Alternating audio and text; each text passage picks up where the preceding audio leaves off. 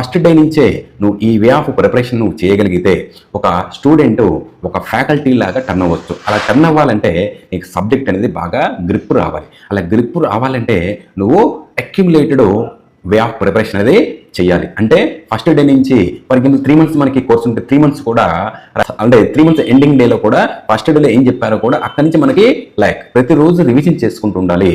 వేరే వాళ్ళకి చెప్పేలాగా ప్రిపేర్ అవ్వాలి. అంటే ఒక స్టూడెంట్ అనేది వేరే వాళ్ళకి చెప్పగలిగితే అతను ఫ్యాకల్టీగా టర్న్ అయ్యే ఛాన్స్ ఉంటుంది. అంత గ్రిప్ తెచ్చుకోవాలి సబ్జెక్ట్.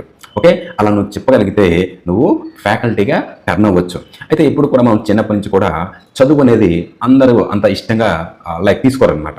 అందరూ కూడా బర్డెన్గా ఇష్టంగానే చదువుతుంటారు. ఓకే, అయితే ఎప్పుడు కూడా ఆ ఎడ్యుకేషన్ అంటే చదువు అనేది మనకి ఏదో ఒక డ్రైవింగ్ ఫోర్స్ ఉంటేనే మనకి ఆ ఇంట్రెస్ట్ అనేది క్రియేట్ అవుతుంది. అంటే మన కోసం మనమో, లేదంటే మన ఫ్యామిలీ కోసమో, లేదంటే మనకి ఇష్టపడ్డ అమ్మాయి కోసమో లేదా అబ్బాయి కోసమో చదువుతూ ఉంటారు. అలాంటి డ్రైవింగ్ ఫోర్స్ ఉంటే నువ్వు ఏదైనా అచీవ్ చేయొచ్చు. చదువు ఏముంది, సింపుల్ గైస్. ఓకే, ఇప్పుడు నేను చెప్పిన ఈ వే ఆఫ్ ప్రిపరేషన్లో వెళ్తే ఒక స్టూడెంట్ అనేది ఫ్యాకల్టీగా టర్న్ అవ్వడానికి 99% ఛాన్స్ ఉంది.